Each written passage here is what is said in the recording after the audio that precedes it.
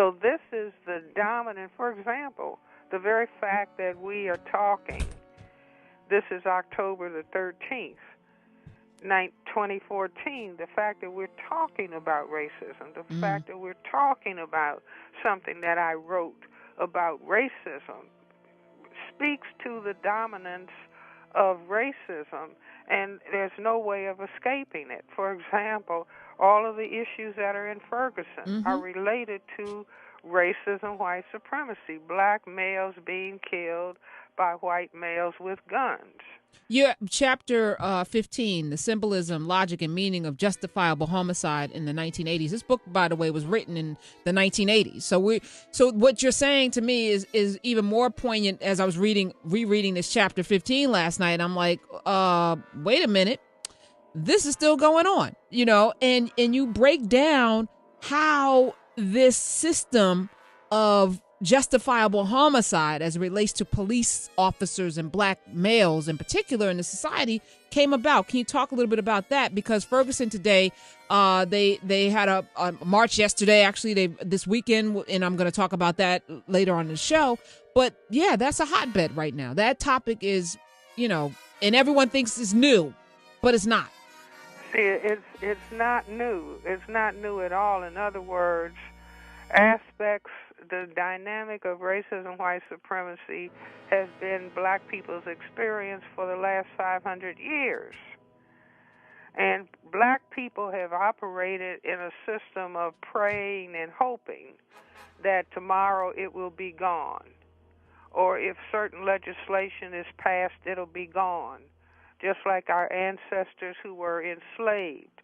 They thought, well, if they take off the chains, our problems will be solved. But the chains were replaced with laws, and the laws were changed, and black people thought, well, everything is fine. We got a black president. Everything is fine. And now we find ourselves in really one of the most desperate situations, local, national, global, because we have right now thousands of black people being impacted by Ebola on the continent of Africa. Those people in the west coast of Africa, those are our ancestors. So what can we do? Well, do you see, Neely Fuller, who is the person that helped me understand racism, white supremacy as a system, he says this: if you do not understand white supremacy, racism, what it is and how it works, everything else that you understand will only confuse you. Do you see? In other words, it's no different than saying, if you're on a football field and you don't understand what the game of football is about, then you're completely confused. You'll be twirling around in a circle, not knowing what to do with your behavior. So what should we do? Because at the end of the day... Well, do you see, I've just stated. Knowledge is power. People have to understand exactly and specifically what racism, white supremacy is. And I say it's a power system dynamic structured and maintained by persons who classify themselves as white, whether consciously or subconsciously determined, which consists of patterns of perception, logic, symbol formation, thought, speech, action, and emotional response, as conducted simultaneously in all areas of people activity, economics, education, entertainment, labor, law, politics, religion, sex, and war, for the ultimate purpose of white genetic survival and preventing white genetic annihilation on planet Earth. Okay, and once we understand that... Okay, all right. It's planet upon which the vast and overwhelming majority of people are classified as non-white by white-skinned people, and all of them are genetically dominant in terms of skin coloration compared to genetic recessive white-skinned people. Do you see? So just understanding, in other words, I don't talk about white people hating black people or people of color. No, people who classify themselves as white on planet Earth are embarked on a system of behavior that permits them to not be genetically annihilated. Which is the first law of man, right? Survival, right? Everybody wants to survive, you see, right? but it's like as long as you don't understand specifically what people are doing, you're confused. I got you. So once we understand that this is what we're in, what do we do with this to prevent the next Michael Brown or the next Trayvon Martin or the next Eric Garner? See, in other words, once you understand what fire is,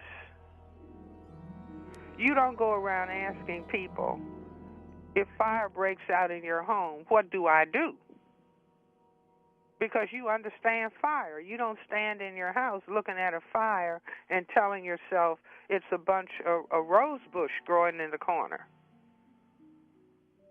If it's fire because you understand fire in depth, then you know what to do. Fire is one of the first things that parents have to help children understand. So once your brain understands something, this is why black people go around asking each other, hey, what's happening? What's happening? What's happening? Hey, what's happening? Because we don't know what's going on. We have been deceived when somebody tells you you're in a system of democracy and everybody is equal and everybody has equal opportunity. But that's not true. We're in a system of racism, white supremacy. And what makes black people have high blood pressure, stroke, kidney disease, diabetes, dying prematurely, obesity, all of these are illnesses specifically related to the hammering of 24/7 stress.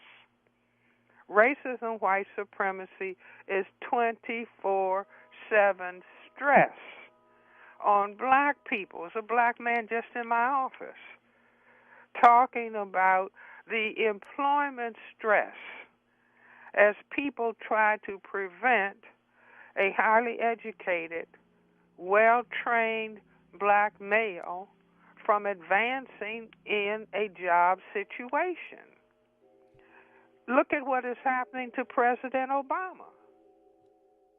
So when you see patients in your psychiatry practice in D.C., which is where you have your office, right? And people come in, how do you treat them? I mean, do you prescribe something? Like, what are some of the ways that folks can deal with the everyday stresses that they're dealing with? No, you ask a person who comes into a psychiatrist's office, like, what is their chief complaint, or how is it that I may help you? What is the problem? So people come to the doctor with a problem. My answer is not, let me get out my prescription pad. My response is, let me listen to you. Let me hear the history of your complaint. And with a black person, it's always some aspect of racism, because racism is the highest form of terrorism and violence on the planet. Do you have white patients? I've had white patients. I have a few white patients at this point. Do you treat them based on your belief system rooted in this white supremacy? See, in other words, people have to be treated. In psychiatry, everything has to do with reality, and people, whether or not they are in touch with reality. And black people are forced into distortions of reality because they're forced into, in a significant degree, to deny racism. In other